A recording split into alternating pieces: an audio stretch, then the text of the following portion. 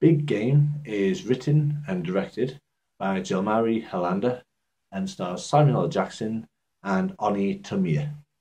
And for God's sake, don't go into this film expecting anything even remotely serious. This film is just incredibly silly.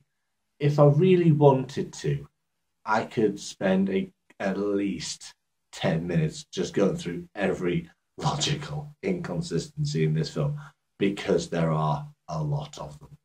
But it's just not that kind of film. It just isn't. The plot is ridiculous, just like the rest of the bloody thing. Tomiya is Oskari, a 13-year-old Finnish boy who, as tradition dictates in his village, has to go out into the wilderness hunting for a day and a night in order to become a man.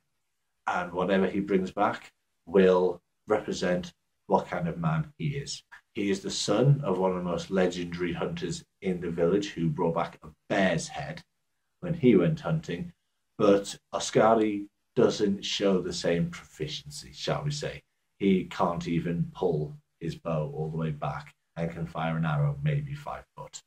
Despite this, he goes out into the wilderness and just happens to have Samuel L. Jackson's President of the United States drop in on him after Air Force One is destroyed. The president, as it turns out, is the victim of an attempted assassination stroke big game hunt, essentially. The biggest, most important big game hunt ever, with him as the target. He needs to get out, and there's only a Sky who can help him. Like I said, this is not sensible, this is not serious, and it's not supposed to be taken that way. I did like Samuel L. Jackson in the film purely because he's playing so against type. He is the President of the United States, the most powerful man in the world, and yet he is so non-badass. It's really kind of cool to see him that way.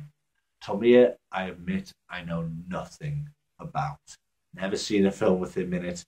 I don't know what his background is, but he was perfectly respectable. Jim Broadbent is also in it. I mention this purely because if you don't like Jim Broadbent, you're an idiot.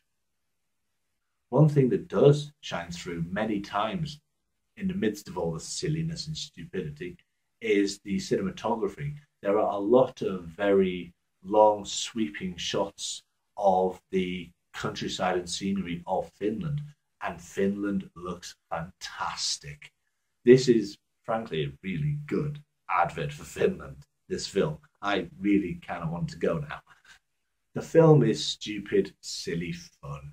If you think about anything in the film for more than about 5 seconds, you'll be able to find plot holes and problems. So don't. Just sit back, relax, and enjoy it. Thank you for listening to my thoughts on the film. Let me know what you thought in the comments below. And of course, feel free to like the video or subscribe.